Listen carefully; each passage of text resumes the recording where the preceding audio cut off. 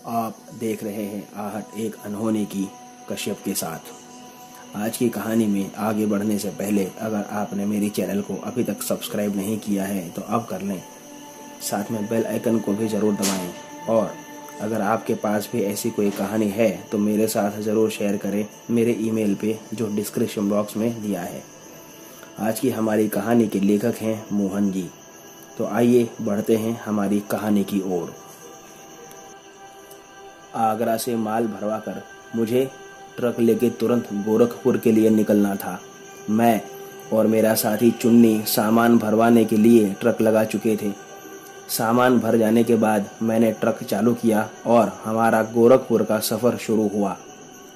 मैं और चुन्नी काफ़ी समय से साथ ही काम करते थे और हम काफ़ी समय से साथ में ही रहने की वजह से काफ़ी घुल मिल गए थे।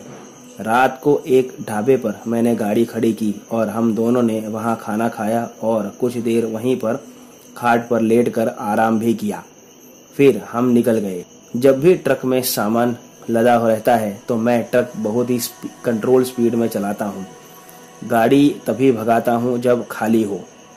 उस दिन भी काफ़ी आराम से हम जा रहे थे।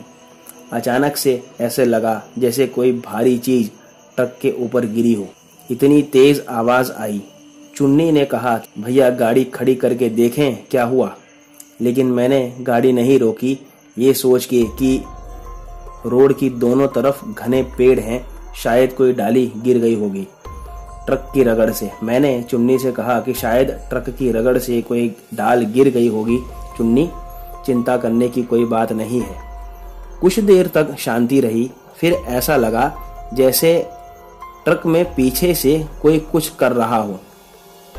कुछ गिरने की आवाजें आती रही। हम दोनों चौकन्ने हो गए क्योंकि ट्रक में फूड पैकेट्स और पानी की बोतलें भी भरी हुई थी जो हमें डिलीवर करनी थी। मैंने ट्रक रोका और चुन्नी तुरंत दौड़कर पीछे गया और तुरंत उसके चिल्लाने की आवाज से मैं एकदम से दहल गया। मैं तुरंत उतरकर पीछे भागा और देखा तो चुन्नी नीचे गिरा हुआ था और उसे काफी चोट लगी थी। उसने मुझसे सिर्फ इतना कहा कि भैया जल्दी से ट्रक भगाओ वरना हम मारे जाएंगे। ऐसा कहकर वह लंगड़ाते हुए ट्रक में बैठने के लिए भागने लगा।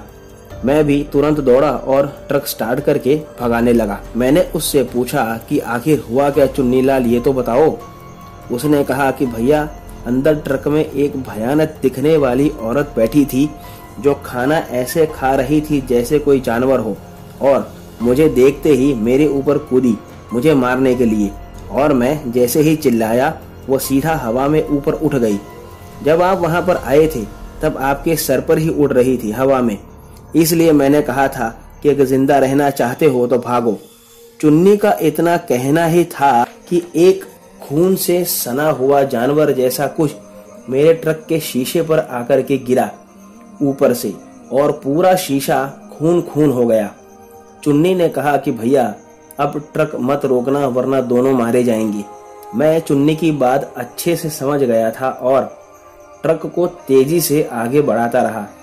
कुछ देर बाद ट्रक एकदम से रुक गया जैसे उसे किसी ने पीछे से खींच के रोका हो और हम दोनों डर गए कि अब तो मरना तय है। तब हमें ट्रक के पीछे से आवाजें आने लगी जैसे बहुत से लोग खाना खा रहे हों। चुन्नी और मैं समझ चुके थे कि अब बाजी हाथ से निकल चुकी है और अब इनके खाने में दखल अंदाजी करना अपनी मौत को दावत देने के बराबर होगा। कुछ समय बाद आवाजें आना बंद हो गई और किसी ने पीछे से जैसे ट्रक को धक्का मारा हो ऐसे ट्रक बिना स्टार्ट हुए ही आगे बढ़ने लगा। मैंने तुरंत ट्रक स्टार्ट किया और हम दोनों वहां से ट्रक लेके रवाना हो गए। हमारे साथ घटी घटना एक अजीबोगरीब घटना थी क्योंकि जहां हमें सामान डिलीवर करना था वहां से हमें कोई कंप्लेन नहीं आई कि सामान कम आया है या कुछ बिगड़ा हुआ है। तो दोस्तों आज की कहानी में बस इतना ही। अगर आपको कहानी पसंद आई हो तो वीडियो को लाइक और चैनल को सब्सक्राइब करना ना भूलें। तो मिलते हैं अगली कहानी में। तब तक stay home, stay safe. Thank you.